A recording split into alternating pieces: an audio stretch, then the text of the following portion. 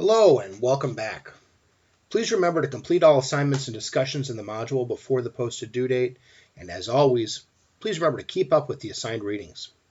In this lecture, we will discuss Capuchin catacombs. So let's begin with a very simple question, and that question is, what is a catacomb? Well, a catacomb is an underground repository where bodies are stored.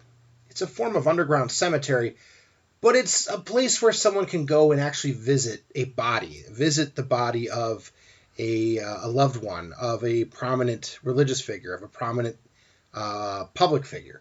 Not just a place where you can go and visit the grave, but a place where you can literally go and visit the body. Catacombs are usually affiliated with certain religious groups or with social classes, and they serve to commemorate individuals and groups while providing the living with the ability to visit with the dead. During my archaeological research in Sicily, I've had the chance to visit several different catacombs. In one case, the mayor of one city brought me down into the catacombs underneath the city cathedral. And this next image is an image from that catacomb, from that particular city. In this case, the city mayor, as well as some of the other city officials, introduced me to the mummified remains of the priests who likely married my great-grandparents. They did this to reinforce that I'm still a member of the community, that I was a descendant of former residents of their community. What they were trying to do is they were trying to convince me to move my archaeological project to the city, and they were trying to use the familial connections through this religious association of the priests and the monsignors that had lived in the city and had likely interacted with my great-grandparents as well as their parents, had married my great-grandparents, had likely baptized some of my family members.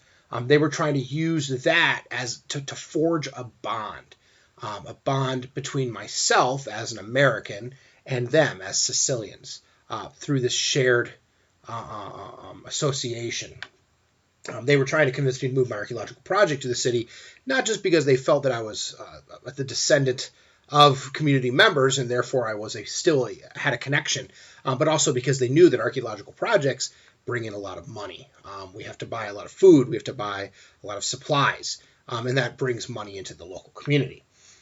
So they wanted to encourage me there. But in this particular case, the point of them bringing me down into the catacombs to literally say, well, when were your great-grandparents here? And then they went to a certain Monsignor and they said, well, this guy was alive from this point to this point. This would have been the chief priest. This would have been the head of the parish. He would have been the one to marry your relatives. In that way, the dead are still socially involved with the affairs of the living. This is something that we as Americans typically don't think too much about, but this is something that we need to keep in mind as mortuary archaeologists. Now, I have included a video in the module that explores one particular case study investigating Capuchin catacombs, a different catacomb than the one that you see here, than the one in the city that my family is from. Please watch the video and take good notes. And please also don't forget to read the assigned article that's provided in the module. That article does cover a different catacomb again from this one. The catacomb in Ganji is not one that we're going to discuss in this class.